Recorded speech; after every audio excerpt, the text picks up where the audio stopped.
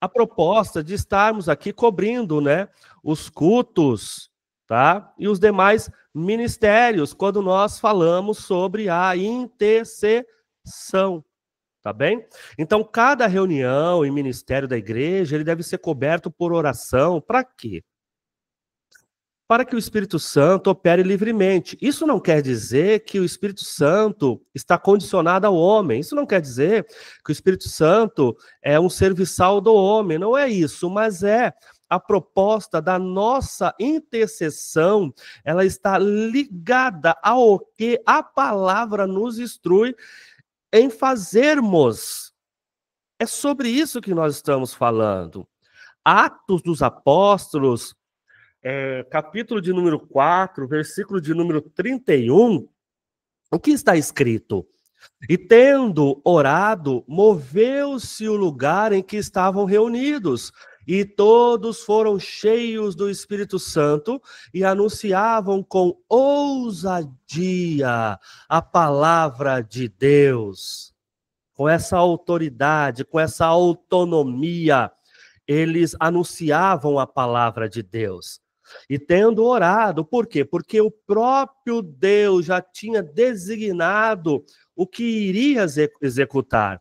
E a oração, ela entrou em comum acordo ou numa sincronia perfeita com aquilo que Deus já tinha pré-determinado que iria executar. E aí o que acontece? Todos foram cheios do Espírito Santo. E para que eles foram cheios do Espírito Santo? Para anunciar a palavra de Deus com ousadia. Tá bem? Com ousadia. Bem, outro ponto que nós temos sobre a intercessão é o quê? Ela vai gerar um ambiente espiritual favorável, porque é fato, nós estamos em conversa com Deus, nós estamos ali em um diálogo com o Senhor, nós estamos ali num propósito de intimidade com o Senhor, em conversa com o Senhor, abrindo os nossos corações, expressando tudo aquilo que estamos necessitados, tudo aquilo que precisamos entender, tudo aquilo que precisamos compreender, estamos ali querendo ouvir o que Deus tem a falar conosco. Então, e daí vai, tá? Então, o ministério de intercessão dentro da igreja, ele serve para gerar um ambiente espiritual favorável. Para quê? Qual o fim? Qual o propósito? Qual o pilar principal da intercessão? Para a salvação, para a cura e para a libertação. E quando eu falo libertação aqui, eu estou falando disso, do conhecimento da verdade que liberta verdadeiramente o ser humano, que transforma verdadeiramente o coração do ser humano. Tiago, capítulo de número 5, versículo 15, o que ele vai nos dizer aqui? E a oração da fé salvará o enfermo. Não está dizendo que se eu orar a pessoa é salva. Reformulando, a nossa oração, ela tem que estar como? Em uma sincronia com o propósito, com a vontade, com os desígnios do Senhor, com aquilo que o Senhor tem já traçado, com aquilo que o Senhor já tem escrito. Vou dar um exemplo claro aqui, bem objetivo. É como se nós estivéssemos orando, Senhor, o Senhor tem poder para salvar vidas. O Senhor tem poder para curar vidas. O Senhor tem poder para libertar essas pessoas, tirar toda cegueira, abrir o entendimento e a tua palavra penetrar os corações. Então é sobre isso que nós estamos falando. E o Senhor o levantará e, se houver cometido pecados, ser-lhe-ão perdoados. Tiago, capítulo 5, versículo 15. Tá? Porque a salvação é isso. Quando há um arrependimento, há uma salvação e há a remissão dos pecados. Tá bem? O som tá chegando direitinho para vocês aí? Me dê um alô, por favor, tá bom? Segundo, repreender os ataques das trevas. Nós vivemos em um mundo espiritual, isso é fato. Tá? Não tem como nós tirarmos essa questão. Claro que existem várias pessoas que não creem nisso, não acreditam nisso, tá? Mas, pelo que nós lemos da palavra de Deus, pelo que nós examinamos da palavra de Deus, começando até mesmo por Deus, que Deus é espírito, e importa que os verdadeiros adoradores o adorem em espírito e em verdade, nós entendemos que tem algo que espiritual. O ministério de intercessão dentro da igreja, ele serve para repreender os ataques das trevas contra a igreja. Então a oração seria essa, que o Senhor repreenda todos os ataques, né, diabólicos e demoníacos contra o reino, contra a obra, contra a pregação da palavra, quanto o levar o evangelho, né, o propagar o evangelho, tá bem? Efésios, capítulo de número 6, versículo de número 12. Está escrito assim: porque não temos que lutar contra carne e sangue, mas sim contra os principados, contra as potestades, contra os príncipes das trevas desse século, ou desse século, contra as hostes espirituais da maldade nos lugares celestiais. Então, são coisas que vão ser esclarecidas, resolvidas, minimizadas, talvez tiradas, pela oração, pela intercessão, tá? Esse que é o ponto. Nós temos aqui também, o som tá chegando direitinho, que bom que melhoramos isso, né? Muitos fogem do ministério, né? Ruth está falando aqui, ó, muitos fogem do ministério de intercessão com medo de entrar em guerras alheias. Olha que colocação boa. E eu vou explicar isso. Olha só que interessante, existe mesmo isso, existe de fato isso, tá? Pessoas que acreditam mesmo, que elas pensam assim: se eu interceder pela igreja, pelos pastores, pelas vidas, eu vou entrar numa guerra na minha casa. Por outro lado, vamos pensar, se você está orando para que Deus repreenda, para que Deus faça, será que Deus iria desamparar você? Será que Deus iria deixar você à deriva para padecer no meio de um mar agitado? E aí você pode mesmo estar dentro de um mar agitado, de um mar assim, né, balançando. Você pode mesmo estar assim, preocupado, preocupada com muitas coisas que estão acontecendo. Mas se o Senhor não guardar a casa,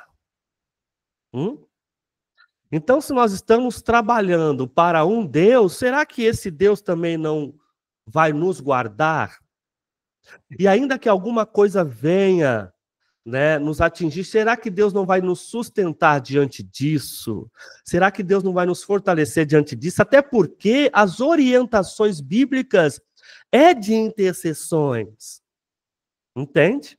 Mas quando nós colocamos o nosso entendimento de que se eu fizer, o diabo faz, é como que? Como é isso? É como se eu estivesse dizendo: não vou fazer porque o diabo é mais poderoso do que Deus. Não vou fazer porque o diabo vai acabar com a minha vida e com a minha casa. Não vou fazer porque o diabo já está esperando esse momento para me destruir. Então, é como se eu abrisse toda essa legalidade, né? Ou como se eu abrisse toda essa porta, quando eu falo legalidade aqui, é essa porta, em dar ênfase, ou uma ênfase maior à obra das trevas e não ao poder imensurável do Senhor. Pensa por esse caminho, olhe por esse caminho. Já que o Senhor nos leva, o Senhor nos conduz à intercessão, tá bem? Então, realmente foi muito bem colocado. Existem pessoas que falam isso mesmo, que a nossa irmã citou aqui, né? Tem pessoas que pensam e vão se afastando disso, né? Com o medo aí das guerras dos outros, né? Das batalhas de outros, tá bom? Bem, Claro que é um mundo espiritual, claro que nós estamos ali, né? Tudo aquilo que você faz, que é para o reino, para a obra de Deus, para crescimento, sempre o diabo, o adversário da nossa alma, não vai estar feliz com isso. O diabo não quer que você ore, o diabo não quer que você estude e conheça a palavra, o diabo não quer que você entregue seu culto a Deus, o diabo não quer que você sirva ao reino, o diabo não quer que você tenha comunhão com seus irmãos, o diabo não quer que você ajude nas contribuições, o diabo não quer um monte de coisa dessas. Por quê? Porque essas coisas, elas estão em conjunto a esse exercício da propagação do evangelho do reino de Deus. Imagina então, se eu paro de orar, se eu paro de cultuar também, se eu paro de ter comunhão com os meus irmãos, se eu paro também de ajudar e contribuir, se eu paro também de interceder, se eu paro também de pregar a palavra, se eu paro de estudar a palavra, como estaríamos daqui a um tempo, a um período? Pense um pouco. Então, todavia, melhor dizendo, todavia, esse adversário, ele vai querer minguar uma área aqui, depois outra ali, até acabar com tudo de fato. Tá bom? Ok? Muito bem. Chegou direito aí para vocês. Vamos lá. Despertar o avivamento no corpo de Cristo. O avivamento não é um movimento. Tá? Avivamento não é uma reunião onde as pessoas elas estão ali há horas louvando, cantando os hinos, né? Ou lendo a Bíblia, já há horas ali chorando, tal, contritas. Nossa, que avivamento está acontecendo. Não, avivamento vai além disso. Tá? Isso pode ser uma partícula, um caminho, uma gotazinha de orvalho, mas não, avivamento vai além disso. O avivamento é algo impactante, a ponto de transformar vidas, salvar pessoas, mudar vidas, converter, alcançar alcançar bairros, alcançar cidades, alcançar estados, alcançar países, alcançar pessoas, transformar pessoas. Ó, né? Mudar, abalar a estrutura social é um avivamento, tá? Trazer essa vida novamente, trazer a vida novamente, tá bem? A intercessão, ela é o combustível do avivamento, do tornar vivo. É isso que nós queremos dizer. Quando a igreja se dedica à oração fervorosa, que é diferente nós orarmos aqui, Senhor faz, Senhor trabalha, e a ideia de abrirmos os nossos corações verdadeiramente à oração, não fazer simplesmente como um ato religioso. Eu preciso orar para começar o culto. Vamos orar para começar um culto, né? Senhor, abençoe esse culto, abençoe os irmãos, papapá, Pepe, acabou. Mas você fazer daquela oração algo principal, algo central, tá bem? Segunda Crônicas nos mostra muito isso. Segunda Crônicas, capítulo 7, versículo 14. Se o meu povo, isso é só para quem é povo de Deus, tá? Quem não é, esquece. Se o meu povo, que se chama pelo meu nome, você proclama o nome do Senhor, se humilhar e orar. Então, primeiro, se humilhar. Segundo, orar. Buscar a minha face, como eu dependo de ti. Se converter dos seus maus caminhos, que é um dos pontos hoje que o evangelho do século XXI parece que isso está escasso, porque o secularismo dominou muitas igrejas, muitos pastores, muitos líderes. Isso é um fato hoje, tá? A igreja hoje ela só funciona mediante acontecimentos, entretenimentos e outros fins. As pessoas não buscam por Deus com o coração quebrantado, com o coração contrito, com o coração arrependido, com o coração transformado verdadeiramente. Tá? Muitos. Nós temos um grupo sim, mas muito pouco. Tá bem?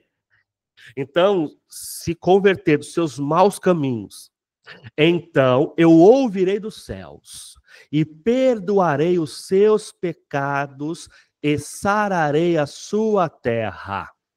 Coisa maravilhosa, Texto maravilhoso que o cronista traz aqui. O avivamento começa no altar do coração, irmãos. Aqui é de dentro para fora, tá? Onde os corações quebrantados, eles clamam pela manifestação da glória de Deus em nosso meio.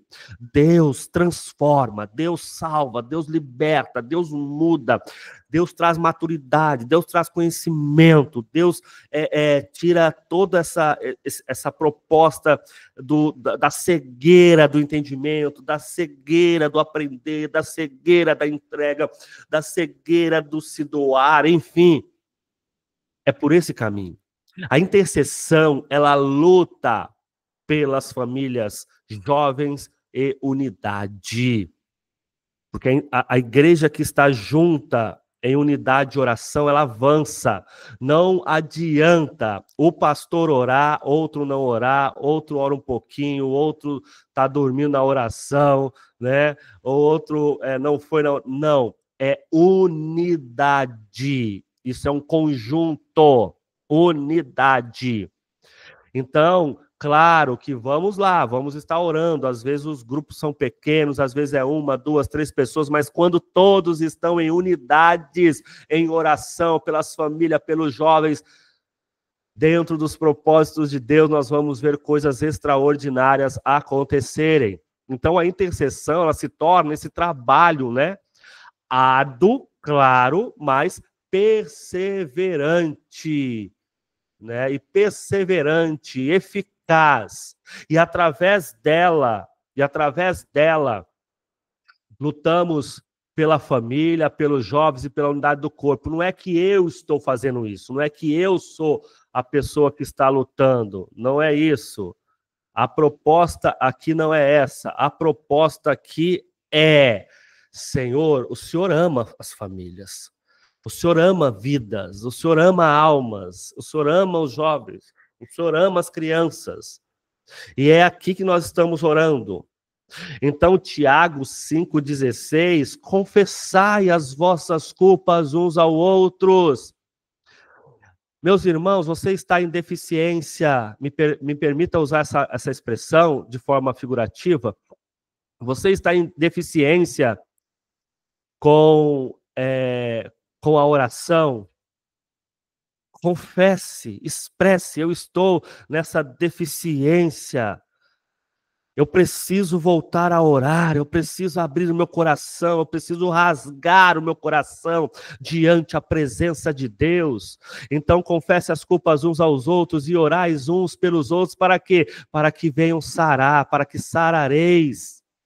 A oração feita por um justo, aquele que foi justificado, aquele que é servo, ela pode muito em seus efeitos. Tiago 5,16. Então, quando nós intercedemos pelas famílias, estamos construindo, eu coloquei entre aspas aqui para dar esse entendimento figurado, né? Então, quando intercedemos pelas famílias, estamos construindo muros, né? Grandes muros de proteção espiritual contra os ataques do inimigo, que busca o quê? Que busca destruir o plano original de Deus para o núcleo familiar. Então, muitas igrejas, elas trabalham como? Não, eu separei um grupo ali da oração. Tudo bem, meus irmãos, vamos ter maturidade para entender isso. Tudo bem, separei um grupo, mas é para todos, como disse aqui, ó. E já vem a resposta, né, do presbítero Marcos, que ele disse aqui, ó. É para toda a igreja, independente de chamada, é para todos nós.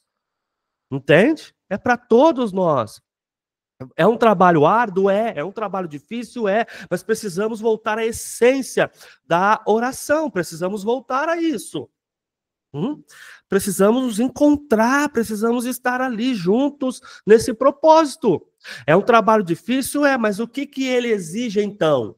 Se é um trabalho árduo, talvez entra aqui, né, no que a nossa irmã Ruth ela falou aqui, né? Alguns têm medo, alguns têm insegurança, alguns pensam, né, nessa proposta de estar em batalhas e guerras, então fica mais distante, deixa no meu cantinho aqui, né? Enfim, a gente precisa aborrecer mesmo, tá? Então, a proposta para esse trabalho árduo pelo menos 3 pilares: perseverança, sacrifício e eficácia. Perseverança, sacrifício e eficácia. Pelo menos 3 pontos aqui nós vamos destacar. Na perseverança, a intercessão, ela requer a perseverança diante das batalhas espirituais. Entende? Se um só estiver ali conduzindo, 2 ou 3, só alguma parte do grupo conduzindo, daqui a pouco esses irmãos estão como? Daqui a pouco essas pessoas estão como? Elas não vão aguentar. Então, elas precisam estar ali perseverante, juntos, um ao outro. Tá? Lucas 18, versículo 1, está escrito: disse-lhes também uma parábola sobre o dever de orar sempre e nunca desfalecer. A oração é isso aqui, ó. Como se fosse essa água, ó, eu preciso. Se você não tiver ela, você vai ter sérios problemas. O sacrifício, interceder, exige o quê? Sacrifício, tempo e disposição para carregar os fardos alheios. Que foi o que foi dito aqui, ó. Que Deus nos sustenta disso. Então a ideia não é que não vai existir. A ideia é que, se Deus está dizendo, não desfaleça, continue. Se Deus está dizendo, orai sem cessar. Se Deus está dizendo, olha, interceder uns pelos outros. Se Deus está dizendo, olha, orai, enfim. Se Deus está dizendo, fácil não é, mas não é impossível, meus irmãos.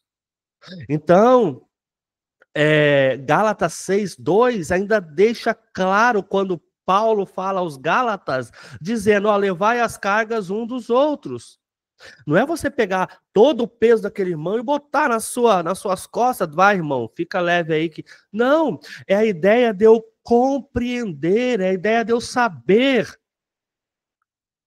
e poder também me compadecer. Aqui eu estou levando, então vamos lá, vamos orar, porque eu estou me compadecendo. Então levai as cargas um dos outros e assim cumprireis a lei de Cristo. Gálatas 6:2. Eficácia. Apesar do esforço, a intercessão é eficaz e produz resultados eternos. Tiago 5,16, a parte B, né? Muito pode, por sua eficácia, a súplica do justo. Tá? Então é importantíssimo, irmãos. Agora, quando eu caio ou tropeço num caminho, ou quando eu caio numa ribanceira de uma intercessão mal orientada, que a palavra que está nos conduzindo a interceder, então quando eu caio nessa intercessão mal orientada, o que acontece aqui? O que pode acontecer? Porque, na verdade, é importantíssimo e também necessário a instrução bíblica para quê? Para que a intercessão ela não fuja do foco bíblico. E alguns desvios comuns acontece o quê? Pessoas que oram sem discernimento ou conhecimento bíblico, elas não percebem o que elas estão falando, o que elas estão dizendo, porque ela não tem informação, ela não tem conhecimento, ela não quer conhecimento, ela acha que conhecimento é balela, ela acha que a palavra é conversa, enfim. E não existe uma pessoa que vai caminhar os passos de Jesus, conhecer Jesus, saber sobre Jesus, se não for pela palavra. Jesus disse sobre isso. As escrituras falam de mim, testificam de mim. As escrituras, ok? Então, 1 Tessalonicenses 5:21 nos orienta como? Examinai tudo, retende o bem. Então, preciso saber, é isso mesmo? É para isso que nós estamos orando? Tem pessoas que abrem propósitos e orações, e estão em orações ali, vamos começar agora a orar, e não sabe nem por que estão orando. Vamos orar, que a gente tem que orar, então vamos orar. E cada um por um caminho, cada um por um lado. Fazer orações místicas, que é o que mais vemos nos dias atuais, sem base nenhuma nas escrituras, tá? E aí Paulo, na segunda carta ao Timóteo 3,16, ele fala uma coisa importantíssima para a vida cristã.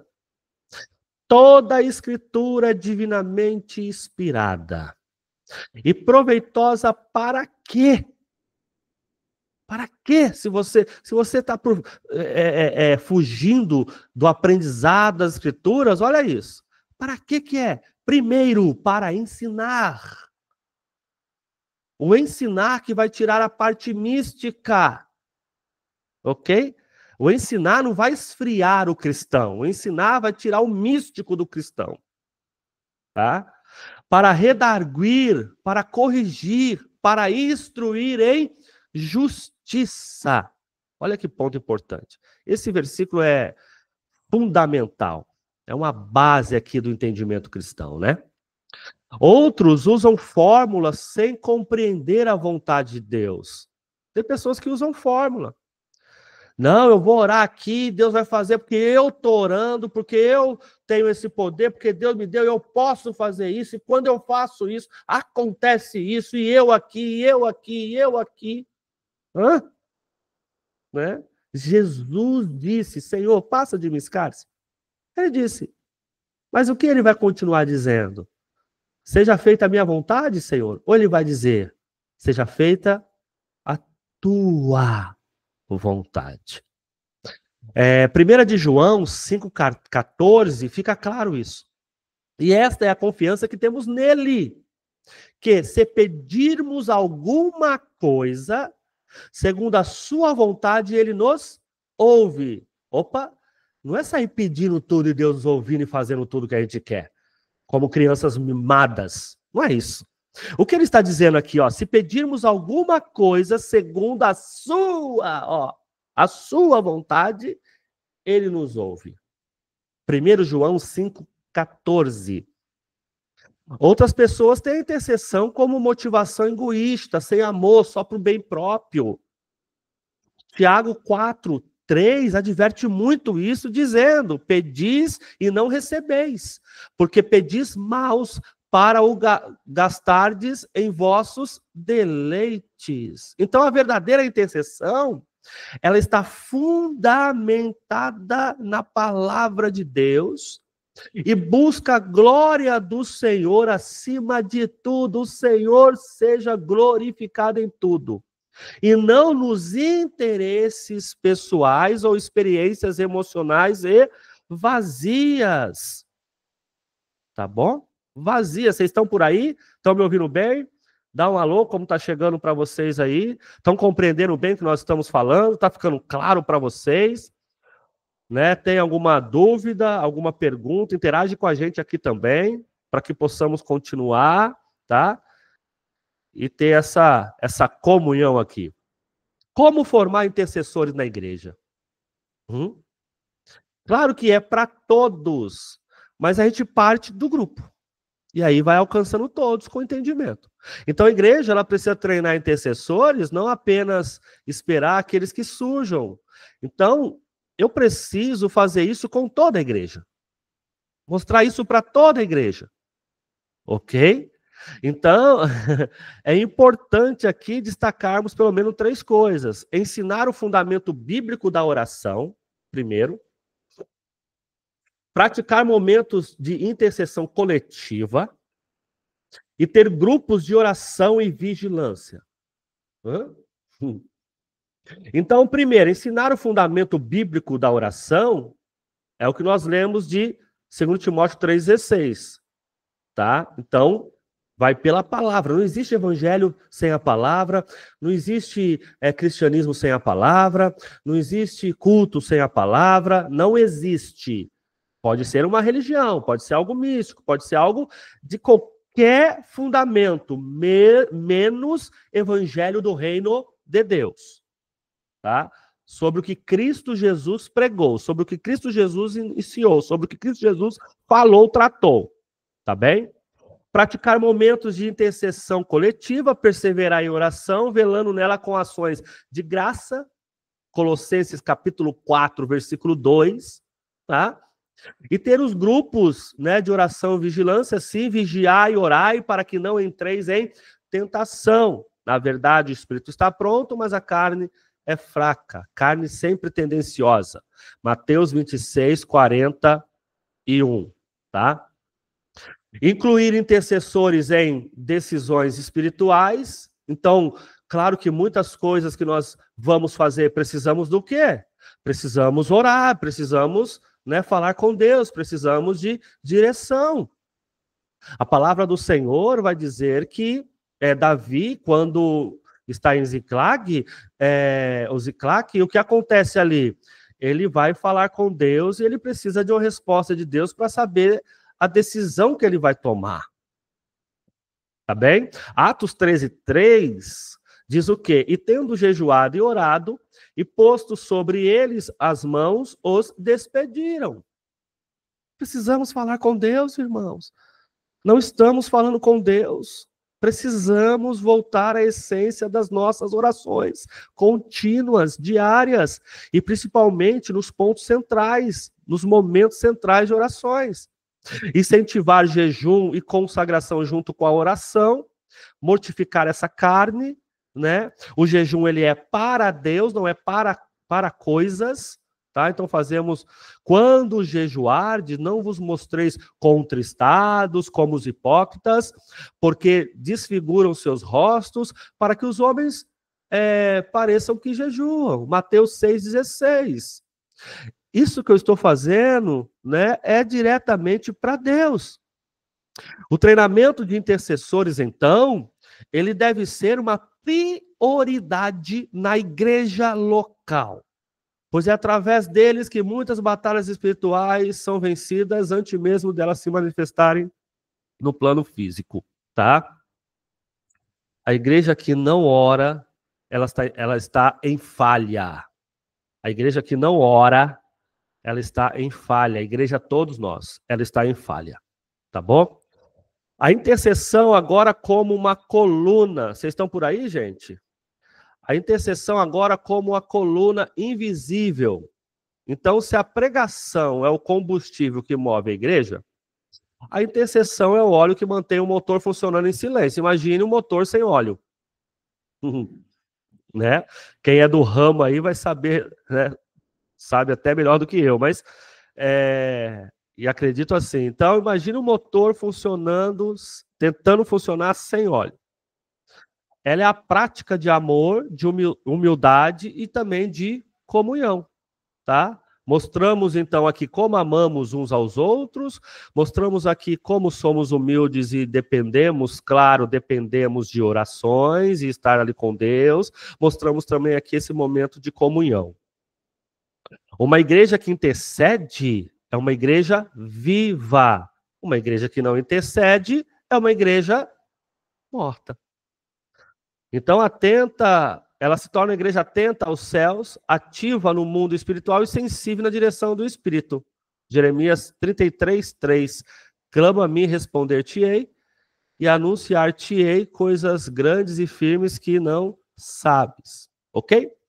Para gente chegamos aqui na nossa conclusão, eu quero trazer para vocês palavra dos puritanos sobre oração.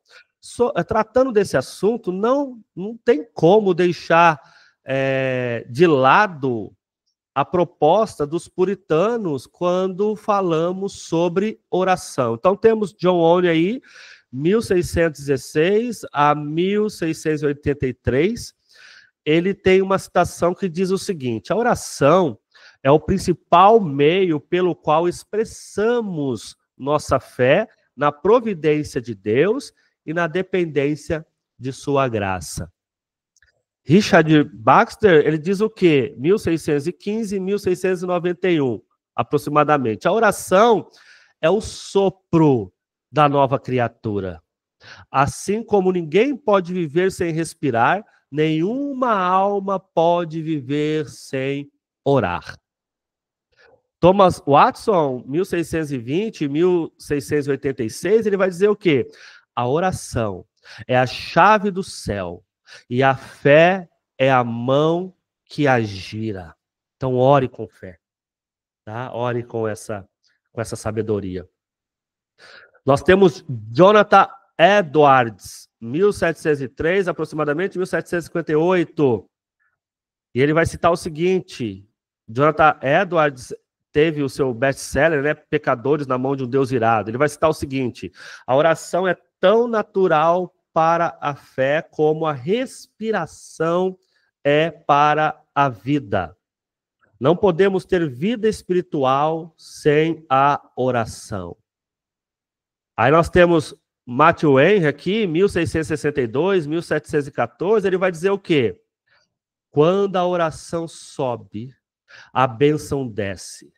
E a comunicação que mantemos é a comunicação que mantemos com o céu. Charles Spurgeon, né, considerado o príncipe dos pregadores, 1834 a 1892 aproximadamente, a verdadeira oração não é pedir o que desejamos, mas o que Deus deseja. A oração não é conquistar a vontade de Deus para a nossa... A oração não é conquistar a vontade de Deus para a nossa vida, mas inclinar a nossa vontade à de Deus. Muito sábia a palavra de Charles Spurgeon. Então, esses homens de Deus, eles compreenderam profundamente o valor da intercessão e nos deixaram um legado de sabedoria que continua a inspirar a igreja até o dia de hoje. Tá bem? Os puritanos, eles foram, né, um movimento religioso protestante que surgiu aproximadamente na Inglaterra no século XVI e XVII. Eles buscavam purificar a igreja da Inglaterra de práticas que consideravam remanescentes do catolicismo romano, né? E os puritanos, eles enfatizavam muito a pureza do culto e a doutrina, bem como a piedade pessoal e comunitária, né? Tem outras citações, como John Wesley e vários outros, né? Mas eles tinham tempo para orar, né? Como também John Knox e outros que oravam muito também. Homens que tinham uma vida de oração, de falar com Deus, conversar com Deus. E aí eu te pergunto, sua vida está agitada demais para falar com Deus? Talvez a sua vida esteja agitada demais para ouvir Deus falar. Tá bem? Quero agradecer vocês por essa aula, muito obrigado. De coração, muito obrigado. Acredito que vem para edificação, tá? Para nossa edificação. Vou falar a data do nosso próximo encontro aqui, tá bom? Vamos falar a data do nosso próximo encontro aqui, tá bem?